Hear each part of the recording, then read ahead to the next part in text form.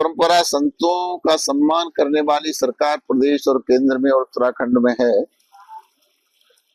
तो हम लोग स्वागत करेंगे, सम्मान करेंगे, फूल बरसाएंगे, उनकी व्यवस्था करेंगे, चाय नाश्ते की व्यवस्था करेंगे,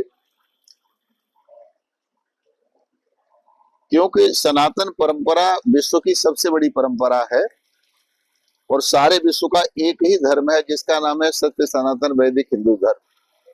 और जितने मजहब हैं, पंथ हैं, बड़ा कष्ट होता है जब लोग धर्मनिरपेक्षता की बात करते हैं। मेरी दृष्टि में धर्मनिरपेक्ष कुछ हो ही नहीं सकता। हाँ, पंथ निरपेक्ष शब्द का प्रयोग किया जा सकता है, हो सकते हैं, लेकिन धर्मनिरपेक्ष नहीं। जहां तक आपने दुकानों का प्रश्न किया, तो छद्मवेश में भी कोई आए निंदनीय है।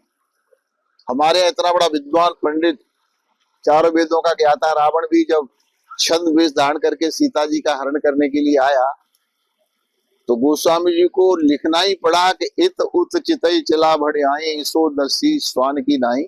उसे कुत्ते की उपाधि दे दी। तो जो कोई भी कहीं भी छद्मवेश धारण करता है वो ठीक नहीं है। तो यही हमारे योगी जी ने कहा है कि जो दुकानें लगाई जाए वो खुले नाम से लगाई जाए, उसमें कुछ छुपके करने का छद्मवेश धारण न किया जाए। और उसकी हमारी सरकार कम से कम उत्तर प्रदेश इस बात की चिंता करेगी कि छद्मवेश से किसी का दीन ईमान खराब न किया जा सके। शासनादेश होगा, उसका पालन सबको करना पड़ेगा, हिंदू या मुसलमान। ये तो जब से केंद्र में मोदी जी और प्रदेश में योगी जी आए हैं, तब से निरंतर आस्थावानों की भीड़ बढ़ती चली जा रही है। सरकार भी सम्मान करती चली जा रही है, जनता में भी आस्था का द्वार उमड़ता चला जा रहा है। तो निश्चित रूप से फूल वर्षा भी होगी। लोग अपनी तरह से, अपने अपने तरीके से कांवड़ियों का स्वागत सम्मान करेंगे।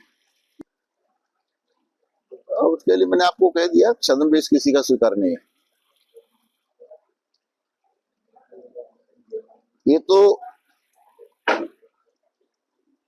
चाहे वो कोई भी हो, समुदाय विशेष को हो चाहे हिंदू समुदाय के लोग हों, जिस रास्ते से कांवड़ निकलती है, कम से कम उस रास्ते पर मीट की दुकानें नहीं होनी चाहिए। ये दोनों पक्षों की जिम्मेदारी होती है। किसी संप्रदाय विशेष के खिलाफ में कोई गलत नारे न लगाए जाए और किसी की भी धार्मिक भावनाओं को न उकसाया जाए, उनके साथ खिलवाड़ न किया जाए। और फिर शांति व्यवस्था बनाए रखना ये सरकार का काम होता है। अगर कोई बदतमीजी करने की कोशिश करेगा तो वो याद रखे कि उत्तराखंड में धामी जी है, उत्तर प्रदेश में योगी जी है और केंद्र में मोदी जी बैठे हैं। दिल्ली में अब रेखा गुप्ता आके बैठ गई है, किसी को बख्शा नहीं जाएगा।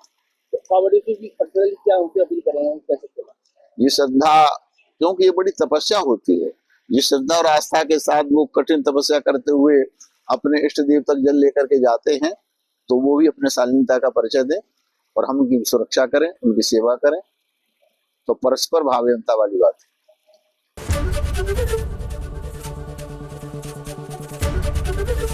एबीपी गंगा, खबर आपकी, जुबान आपकी।